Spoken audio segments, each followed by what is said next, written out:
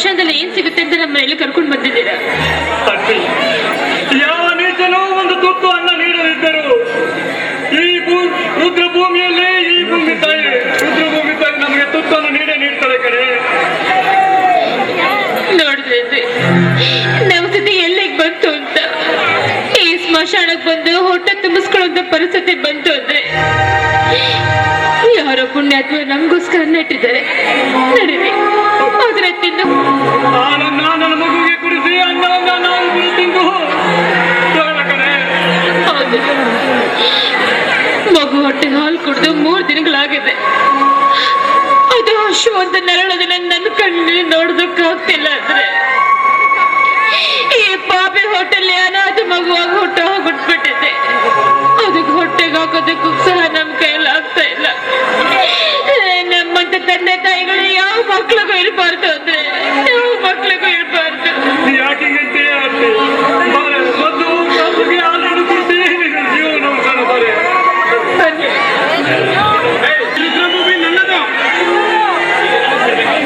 ನನಗೆ ಸೇರ್ಬೇಕಂತು ಅಲ್ಲೇ ಇಡಿ. ತಾಯಿ ಬೇಡ್ಕೊಳ್ತೀನಿ. ನನ್ನ ಮಗು ಹಾಲು ಕುಡಿದು 3 ದಿನಗಳಾಗಿದೆ. ಅದು ಹಸುವಿನಿಂದ ನೋಡೋದಕ್ಕೆ ನನ್ನ ಕೈಯಿಂದ ಆಗ್ತಾ ಇಲ್ಲ. ದಯವಿಟ್ಟು ಇದಕ್ಕೆ ತಡಿಬೇಡಿ. ಬೇಡ ಬೇಡ. ಹೊರಗಡೆ ನಮ್ಗೆ ಯಾರು ಒಂದು ತುತ್ತು ಅನ್ನ ನೋಡೋದು ಹಿಂದೂ ಈ ರುದ್ರಭೂಮಿಗೆ ಬಂದ್ವಿ. ನಮ್ಮ ಪಾಲಿಗೆ ಇನ್ನೂ ಏನು ಸಿಗದಂತಾಯಿತು. ಬೇಡ ಬಿಡುವಂತೆ ಅವರು ಕಷ್ಟಪಟ್ಟು ಅವರು ಇಲ್ಲಿ ದುಡಿಯೋದ್ರಿಂದ ಅವರಿಗೆ ಕೊಟ್ಟಿರುವ ಈ ಅನ್ನ ಹಾಲನ್ನು ಅವರೇ ಕುಡಿಯಲಿ. ನಾವು ಹೊರಗಡೆ ಎಲ್ಲರೂ ಭಿಕ್ಷೆ ಬೇಡ ನಮಗೆ ಯಾರು ಬರೋಲ್ಲ ಅಂತೆ. ಇಲ್ಲಿ ಈ ಮಾತಾಡ್ತಾರೋ ರೀತಿ ನೋಡಿದ್ರೆ ಬಹಳ ಒಳ್ಳೆಯವರು ಅಂತ ಕಾಣಿಸ್ತಾ ಇದೆ. ಒಂದು ಕೆಲಸ ಮಾಡಿ, ಆ ಹಾಲು ಒಂದನ್ನ ನೀವೇ ತಗೊಳ್ಳಿ. ಬೇಡ ಸ್ವಾಮಿ ಬೇಡಿ. ನೀವು ನಾವು ಹಾಲು ಅನ್ನೋದು ತೆಗೆದುಕೊಳ್ಳಬೇಕಾದರೆ ಏನಾದರೂ ಒಂದು ಕೆಲಸ ಕೊಟ್ಟರೆ ಆ ಕೆಲಸವನ್ನು ಮಾಡಿ ಆಮೇಲೆ ನಾವು ಅದನ್ನು ಉಪಯೋಗಿಸ್ತೇವೆ. ಎಂತ ಮಾತು! ಈ ಮಾತು ಕೇಳ್ತಾ ಇದ್ರೆ ಒಳ್ಳೇದಂತ ಕಾಣಿಸ್ತಾ ಇದೆ. ಅಲ್ಲಿರೋ ಎಣ್ಣೆನ ಬೇಯಿಸ್ಬಿಟ್ಟು ಹಾಲನ್ನ ಮಗು ಕುಡಿಸ್ಬಿಟ್ಟು ಅನ್ನನ ನೀವು ಉಪಯೋಗಿಸ್ಕೊಳ್ಳಿ. ಸಾರಿ ಸ್ವಾಮಿ.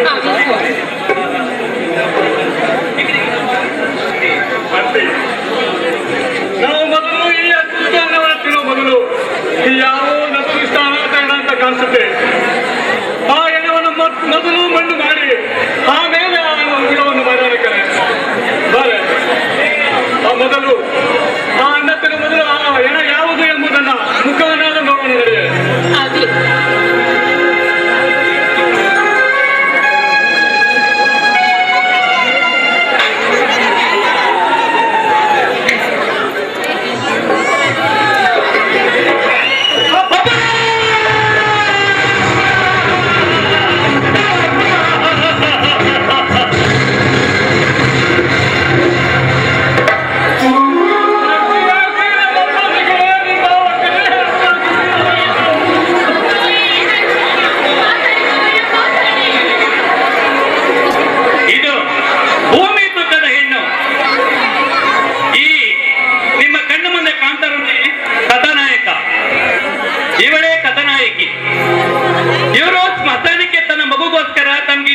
ಯಾಕೆ ಹುಡುಕ ಬಂದ್ರು?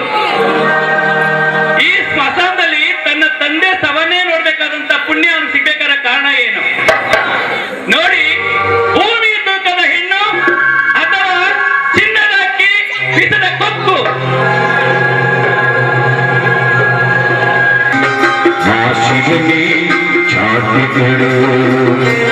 ಅಮ್ಮ ಗುರು ವಿಷ್ಣು ತಸ್ಮೈ ಶ್ರೀ ಗುರುವೇ ನಮಃ. ಕೋಟಿರೋರ್ನ ಕೋಟ್ಯಾಧಿಪತಿ ಅಂತಾರೆ. ಇದೆಲ್ಲಕ್ಕಿಂತ ಒಳ್ಳೆ ಇರೋರ್ನ ಅಧಿಪತಿ ಅಂತಾರೆ. ಹಣ ಹೊಂದಿದ್ರೆ ಸಾಲದು, ಹಣ್ಣು ಜೊತೆಗೆ ಗುಡನೇ ಇರಬೇಕು. ಅಲ್ಲ, ಇದು ತಿಳ್ಕೊಳ್ಳಿ.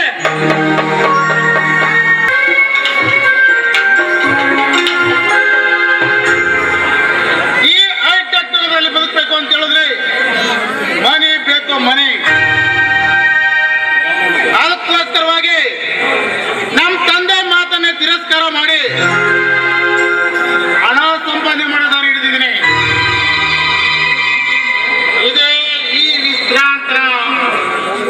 ಒಂದು ಜಗತ್ತು.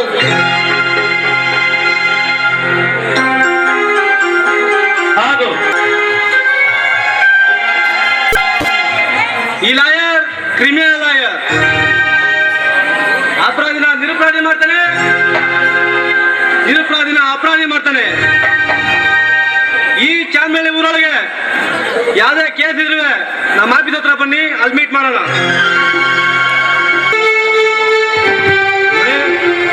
ಕಾನೂನು ಯಾರೊಬ್ಬರು ಸೊತ್ತಲ್ಲ, ಅದನ್ನ ಉಲ್ಲಂಘಿಸೋಕು ನಿಮ್ಗೆ ಯಾರಿಗೂ ಇಲ್ಲ.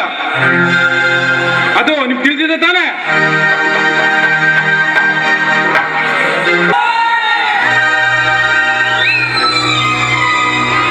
ನೋಡಿ, ನಿನ್ಗೊಂದು ಚಿನ್ನದ ಚೈನು, 2 ಬಳೆ, ಒಂದು ರೇಷ್ಮೆ ಸೀರೆ ತಂದ್ಕೊಂಡಿ ಕಣೆ, ಓಕೆನಾ? ಓರೇ ಗೌಡ,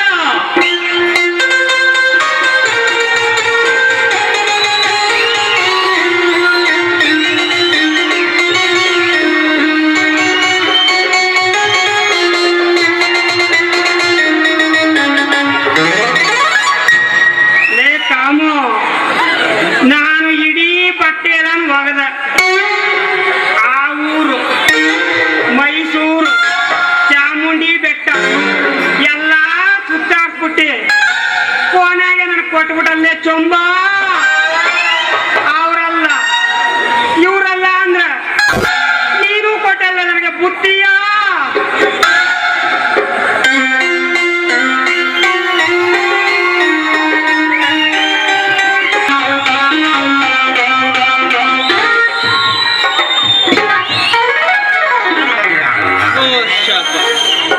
ನಮ್ಮೂರು ಇಷ್ಟುದ್ದ ಬೆಳೆದ್ಬಿಟ್ಟು ಮ್ಯಾಗ್ಲು ಕೇರಿಗೆ ನೀರು ಬಿಟ್ಟಿಯಾ, ಕೆಳಗೆ ಕೇರಿಯವ್ರು ಬೈತಾರ. ಕೆಳಗು ಕೇರಿಯವ್ರು ನೀರು ಬಿಟ್ಟಿಯಾ, ಮ್ಯಾಗ್ಲು ಕೇರಿ ಬೈತಾರ.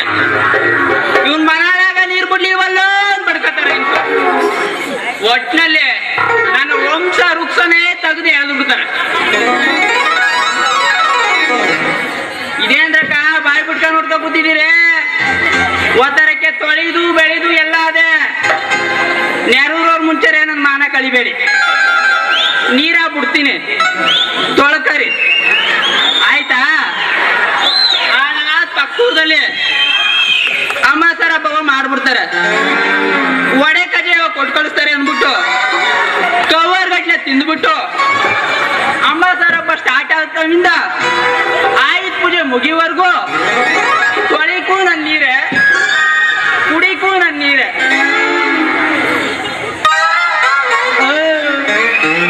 ನನ್ ಡವ್ ಕಮ್ಮಿನಿ ಬರ್ತಾವಳೆ, ಅವಳಿಗೋಸಿ ನೀರು ಬಿಡ್ಬೇಕು. ಬರ್ತೀನಿ.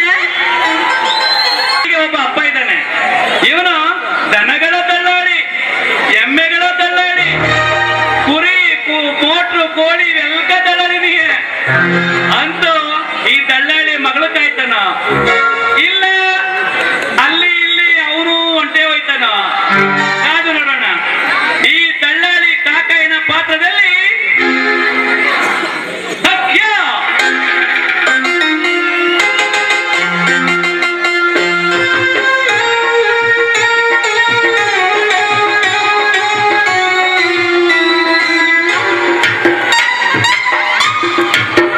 ಅಲ್ಲ ಕಣ್ರಿ, ಈರುಳೊಬ್ಬ ಮಗಳು ಅಂತ ಕಾಲೇಜ್ಗೆ ಓದು ಕಳ್ಸೋದ್ರೆ ಇವಳು ದಿನ ಒಬ್ಬನ ಜೊತೆ ಸುತ್ತಾವಳಲ್ರಿ. ಇವಳು ಏನು ಗತಿ ಮಾಡೋಣ ನಾನು ಅಂತ. ಇರ್ಲಿ, ಇವಳು ಯಾವಾಗ ಹೆಸರೈನ್ ಬಸ ಹುಟ್ಟುದು ಅವತ್ತೇ ನನಗೆ ಅನುಮಾನ ಬತ್ತು ನೋಡ್ರಿ. ಇಷ್ಟೇನಾರ ಒಂದು ಗತಿ ಕಾಣಿಸ್ತಿಲ್ಲ ಅಂದ್ರೆ ನಾನು ದನಗಳ ದಳ್ಳಾಳಿ ಕಾಕಾಯಿನೇ ಅಲ್ಲ ನೋಡಿ.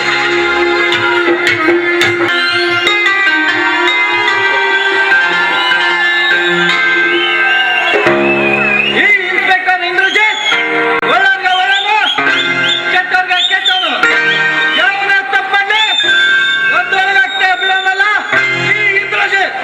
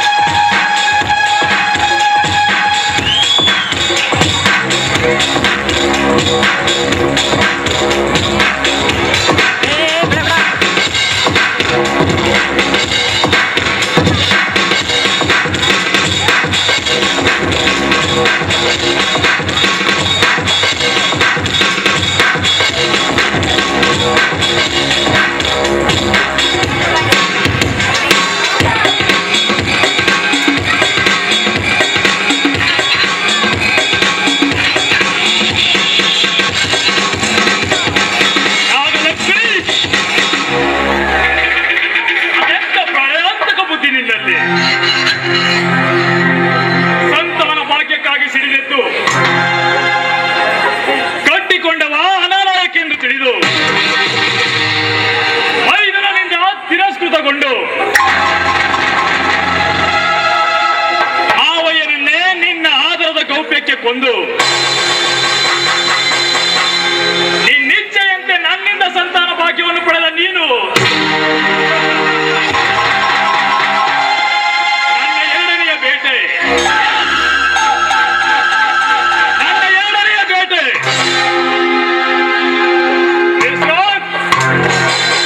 ನಾಗಲಕ್ಷ್ಮಿ, ನಿಮ್ಮಿಬ್ಬರ ಕೊರಳನ್ನು ಕೊಯ್ದು ನಿಮ್ಮ ರಕ್ತದಿಂದ ನನ್ನ ಜಯಂತರ ಸಮಾಧಿಗೆ ತರ್ಪಣ ನೀಡದೇ ಇದ್ರೆ ನಾನು ಸಂಭ್ರಮನೆ ಅಲ್ಲ.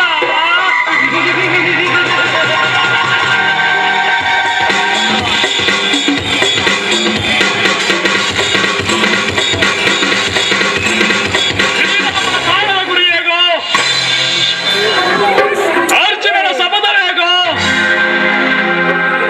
ಭೀಮನ ಕಥೆ ಹೇಗೋ,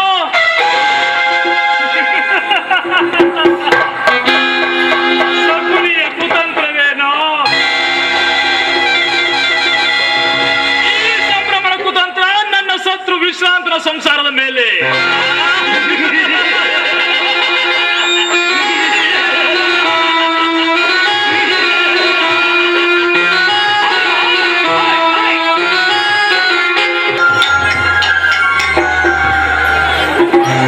ಈ ಕೆಟ್ಟ ಸಮಾಜದಲ್ಲಿ ವಲಸುವಾಗಿರೋ ರಾಜಕೀಯದಲ್ಲಿ ಎಷ್ಟೇ ಓದಿ MA ಗೋಲ್ಡ್ ಮೆಡಲಿಸ್ಟ್ ಆದರೂ ಲಂಚ ಕೊಟ್ಟು ಮಂಚ ಕೆಡದಕ್ಕೆ ಹೊರತು ವಿದ್ಯೆಯಿಂದಲ್ಲ ಅಂತ ನನ್ನ ಆತ್ಮೀಯ ಸ್ನೇಹಿತ ದಿವಂಗತ ಕೆಂಪರಾಜು ಸದಾ ಹೇಳ್ತಾ ಇದ್ದ.